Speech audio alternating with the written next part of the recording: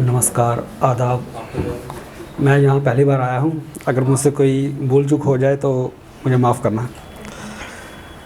दोस्तों, ज़िंदगी सबको रुला ही देती है।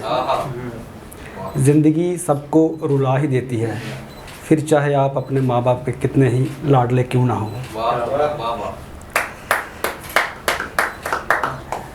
मैंने कुछ लाइनें लिखी हैं अपनी तन्हाई में, तो मैं आपके सामने अर्ज करना चाहता हूँ। अब सभी रिश्तों से रुख मोड़ लिया है। क्या बात है। अब सभी रिश्तों से रुख मोड़ लिया है। अब किसी से बात हो दिल नहीं करता। क्या बात है। अब सभी दोस्तों का साथ छोड़ दिया है। क्या बात। अब सभी दोस्तों का साथ छोड़ दिया है। अब उनसे मुलाकात हो मन नहीं करता। क्या बात है। अब सभी दुश्मनों को माफ़ भी कर दिया है। अब सभी दुश्मनों को माफ़ भी कर दिया है। अब कोई इंसाफ हो उम्मीद नहीं करता। अब सभी सहारों को दरकिनार कर दिया है। अब सभी सहारों को दरकिनार कर दिया है।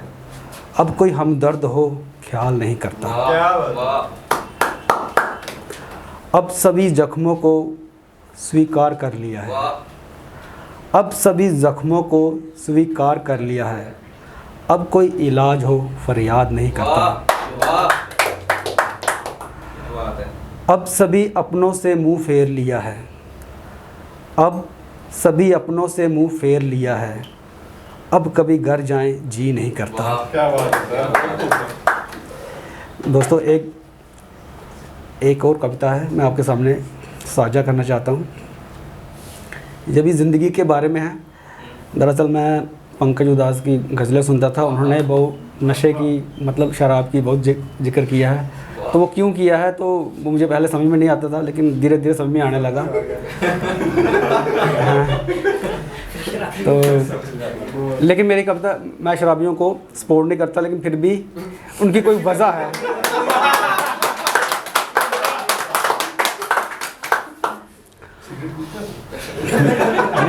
नहीं, मैं कोई धूम्रपान नहीं करता, कोई भी नशीला पदार्थ नहीं लेता।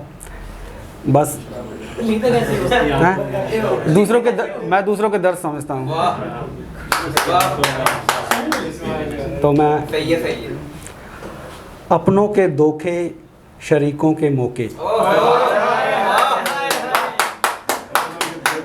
अपनों के धोखे, शरीकों के मौके कहाँ संभलते लोग। अगर शराब ना होती तो खुदकुशी कर गए होते लोग।